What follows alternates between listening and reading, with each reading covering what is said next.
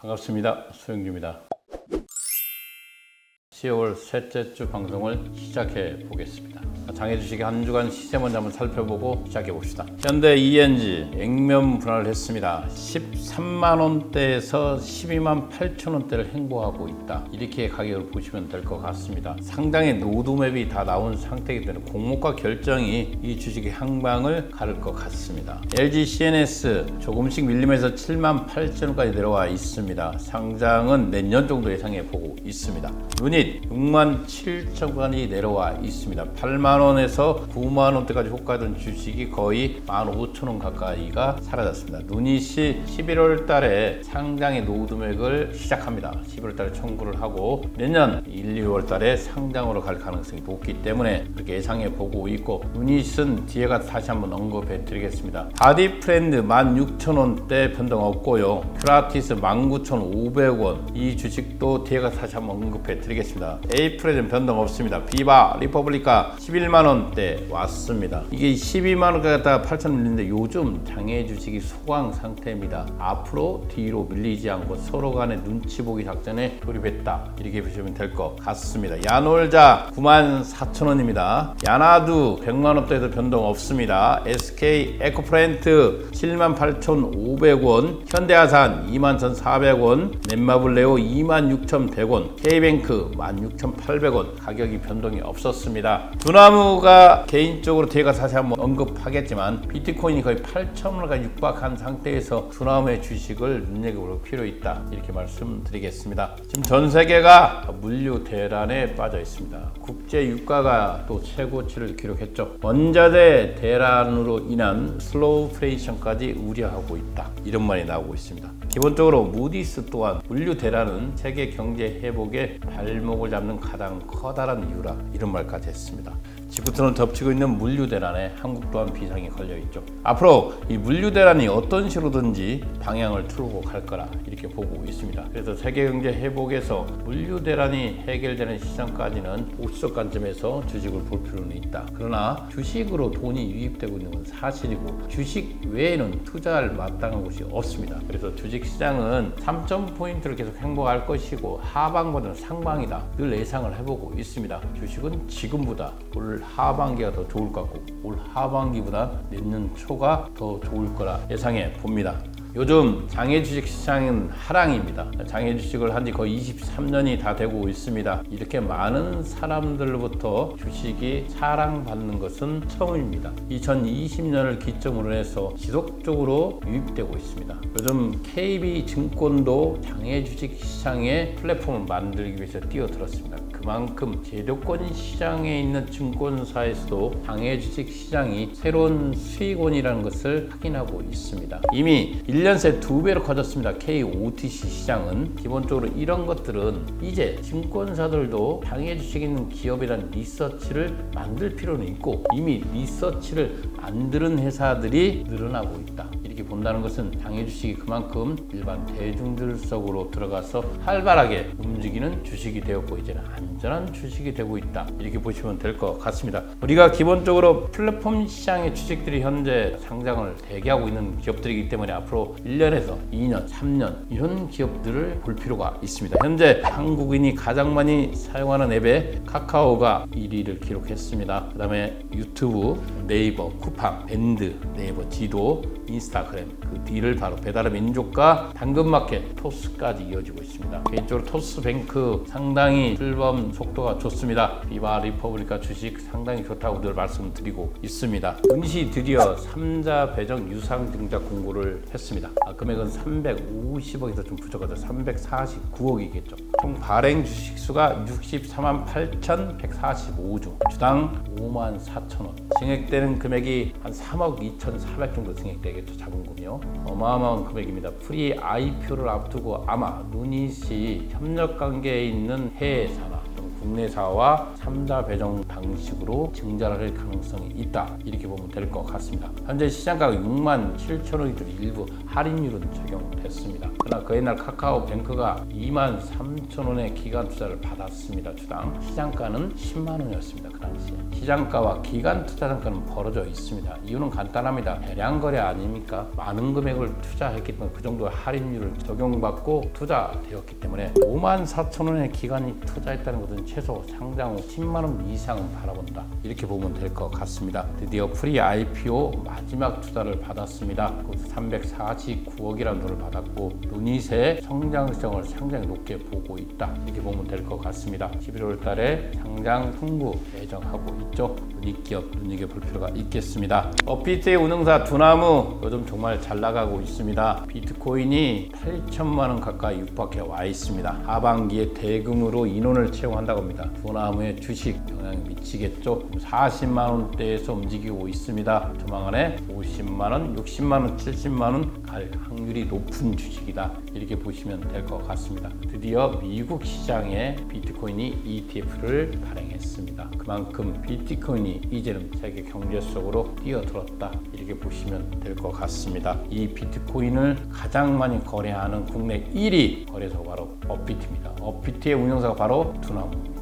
두나무의 주식을 이미 추천 주식으로 알려드렸습니다. 큐라티스 늘 좋은 소식입니다. 제가 큐라티스를 폭풍 전환하고 표현을 했습니다. 어떤 식으로든지 큐라티스가 갖고 있는 세계 최고의 생산 시설이 활용될 가능성이 있다. 이렇게 보시면 될 것 같습니다. 이 큐라티스의 생산 시설을 한번 보겠습니다. 지난 8월에 완성된 큐라티스의 생산 라인은 이미 RNA 백신 생산에 필요한 모든 공정, 즉 원액 생산부터 최종 완제품 생산까지 일괄 공정을 한 곳에 모두 수행할 수 있는 기업이 바로 큐라티스입니다. 큐라티스는 RNA 백신 개발을 체계적으로 진행 중인 회사로 관련 기술에 대한 이해도가 상당히 높은 기업이죠. 큐라티스는 백신 개발뿐만 아니라 선진국 수준의 GMP에 적합한 대량 생산이 가능한 공장을 보유하고 있어 향후 국내 개발사들이 생산에서 겪을 수 있는 어려움 해결 및 국외 공급 부족의 해결에 큰 담비가 될 것으로 주목받고 있습니다. 기본적으로 모더나와 화이자의 기반이 바로 mRNA 백신입니다. 이들의 생산 기지로서 큐라티스가 선정된다면 이 주식은 날아갈 거라 저는 이렇게 보고 있습니다. 개인적인 소견이지만 어떤 식으로든지 큐라티스는 상장을 위한 기술직 평가를 재청구할 것이고 상장의 루드으로 가기 위한 준비를 하고 있습니다. 이미 프리 IPO까지 마쳤습니다. 400억이 넘는 금액이 모였죠. 그만큼 이 회사의 미래 성장성은 좋다. 지금 현재 가격도 정말 좋아 보인다. 이렇게 말씀드리겠습니다. 한 주간 여러분들이 정말 많은 Q&A를 보내왔습니다. 저희가 별도로 Q&A 시간을 마련했습니다. 이것은 바로 유튜브를 보시는 여러분들과 직접 한번 소통해보자는 마음입니다. 성심껏 여러분들의 Q&A 답변해 드리겠습니다. 첫 번째 질문 한번 보겠습니다. 늘 좋은 정보 감사합니다. 뚫파라는 책도 열심히 읽고 있는데 술술 익힙니다. 10번은 정독해 보려고요. 감사합니다. 온페이스 게임즈가 나스닥 스펙 상장을 한다고 하는데 이 종목은 어떻게 보시나요? 온페이스 게임즈는 올 초에 한번 방송해 드렸습니다. 개인적으로 나스닥에 상장한다. 그리고 스펙으로 상장한다. 스펙 상장의 회사가 어딘가 바로 홍콩이었습니다.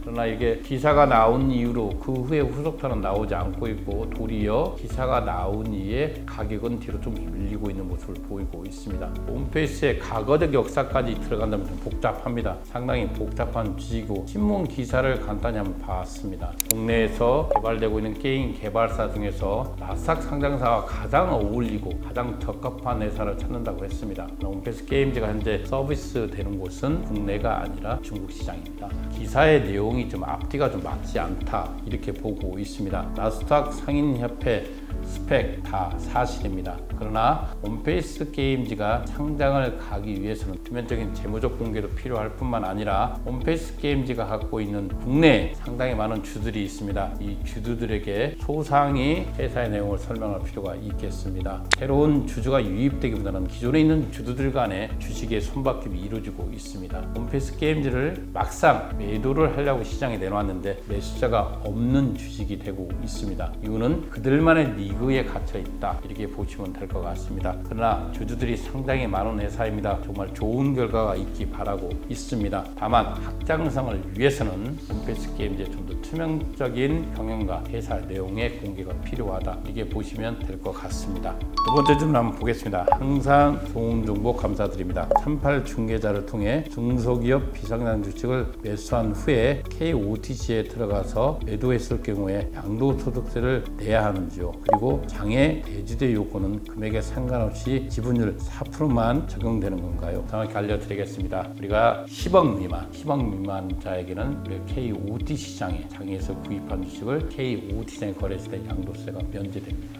마찬가지로 금액은 10억 미만이기 때문에 이 부분을 아시면 될 것 같습니다. KOTC 시장이 상당히 좋은 시장입니다. 다만 거래하는 종목이 작다 보니까 양도세 혜택을 받기 위해서 KOTC에 들어가서 구입할 주식이 많이 없다는 거 아니겠습니까? 현재 비상장, 우리가 사설 사이트죠. 38 커뮤니케이션, 증거프로도 비상장, 서울거래소 비상장 이곳에서 거래되는 종목권이 5천 개 가까이 됩니다. 그런 종목에 비해서는 KOTC에 상장되는 종목이 상당히 작죠. 또한 우량한 기업들이 KOT 시장에 있어야 되는데 그렇게 없다는 것이 좀 안타까운 일입니다. 그러나 KOTC 시장은 분명히 국가에서 인정한 장외주식 거래소입니다. 때문에 이런 세제 득도 있다는 것을 알 필요가 있겠죠. 세 번째 질문입니다. 장외주식의 새로운 종목들 소개를 많이 해주세요. 장기로 모아갈 주식들 저도 하고 싶죠. 그러나 주식은 좋은 주식만 해야 되지 않겠습니까? 소장님, 넷마블 레오의 방향성은 어떨 것 같습니까? 저는 게임 회사를 상당히 좋게 보고 있습니다. 넷마블 레오도 상당히 좋고 게임 회사의 장기적 투자는 저는 좋다 이렇게 보고 있습니다. 넷마블 레오는 상당히 오래된 회사입니다. 상당히 많은 노하우를 가지고 있고 상장했을 때 새로운 게임들이 쏙쏙 발표될 가능성이 높은 기업이기 때문에 넷마블 레오를 투자하는 것은 좋다 이렇게 보고 있습니다.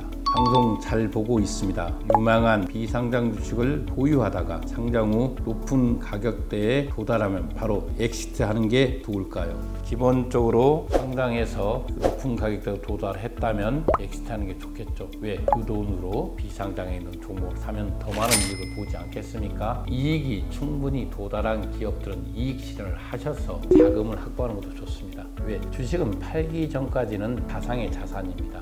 이것을 매도했을 때 현실적 자산으로 돌아오는 것입니다.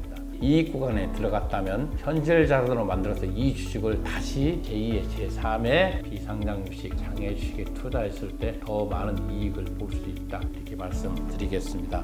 소장님 영상 잘 보고 있습니다. 대한바이오팜에 대한 생각은 어떤지 궁금합니다. 개인적으로 대한바이오팜은 좀 멀리 보고 있는 주식 중 하나입니다. 기본적으로 KF, 마스크 또는 생리대 이런 걸 만들고 있는 혁신 기업이죠. 나름대로 기본적으로 장외주식 시장에서는 온라인 거래보다는 오프라인 거래가 많은 종목이다 이렇게 보고 있습니다. 여러분들 장외 주식을 구입할 때 이 주식을 네이버의 검색어에 쳐보시고 뷰란에 보시면 상당히 많은 매도 물량이 나와 있습니다. 이 뜻은 매수보다 매도가 많은 종목이다. 그리고 기본적으로 코로나19로 인해서 특수를 누렸던 마스크 기업들이 지금은 뒤로 다 밀리고 있습니다. 그래서 대한바이오팜에 지금에 투자하는 것은 좀 무리가 있어 보인다 이렇게 말씀드리겠습니다.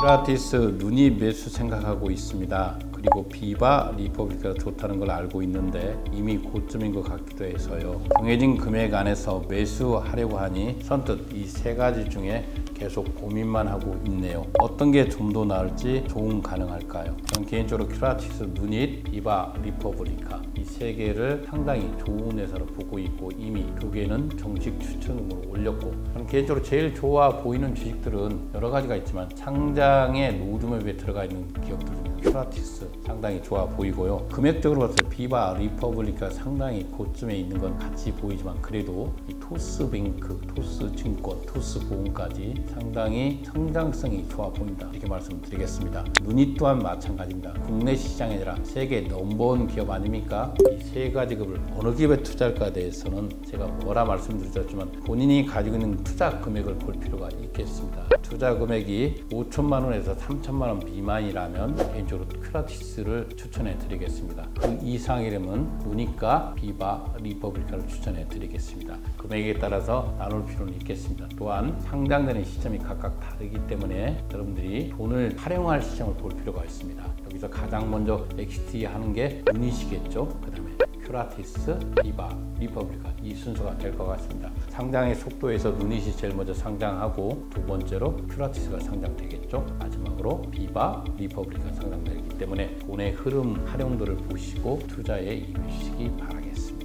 다음 질문 보겠습니다. 증권 어플로 매수하는 것과 중개인에게 수수료를 주고 매수하는 것의 수수료 차이가 궁금합니다. 또한 비상장 구입 시 따르는 세금도 같이 알고 싶습니다.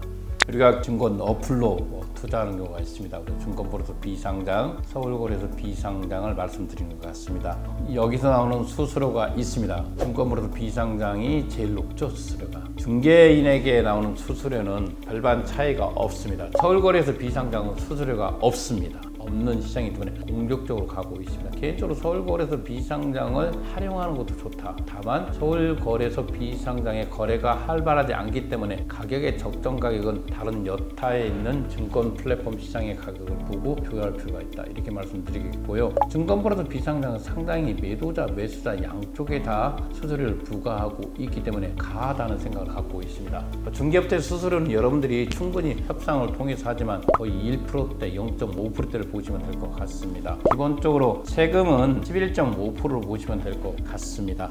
영상 항상 감사히 잘 보고 있습니다. 거래되는 물량이 클 때 기간의 물량이 나오면서 주가가 조정받을 때도 있는데 증풀이나 38에 뜨는 업자들 중 개인주들 중개가 아니라 기간 물량을 출하하는 업자들은 기간 직원일까요? 그냥 업자일까요? 매도하는 아이디들이 개인 투자자인지 기간인지 추측해 볼 수 있으면 좋을 것 같습니다. 상당히 고도의 질문입니다. 기본적으로 그렇습니다. 우리가 38이라든가 증권거래소 비상장, 서울거래소 비상장에 나와 있는 물량들이 과연 개인일까, 기관일까 아무도 알 수가 없습니다. 대부분 장에서 유통되는 물량은 기관에서 나온 물량들입니다. 기본적으로 기관들은 초기 투자를 하였고 조합 물건이 만기됐을 때 이 물량들을 장의 중개업체가 구입을 합니다. 구입을 해서 시장에 유통을 시키기 때문에 여러분들이 보는 38 커뮤니케이션이라든가 증권거래소 비상장, 서울거래소 비상장에는 기관들이 직접 매도물을 올리지는 않습니다. 그곳에 올려있는 매도물들은 95%가 중개업체에 의해서 올려있다. 이렇게 보시면 될 것 같습니다.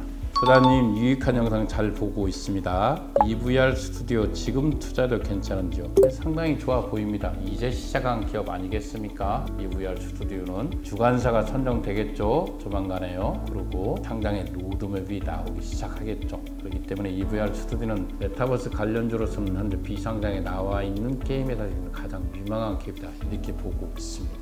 마지막으로 새벽에 일어나서 상당히 기분 좋은 댓글 하나 봤습니다.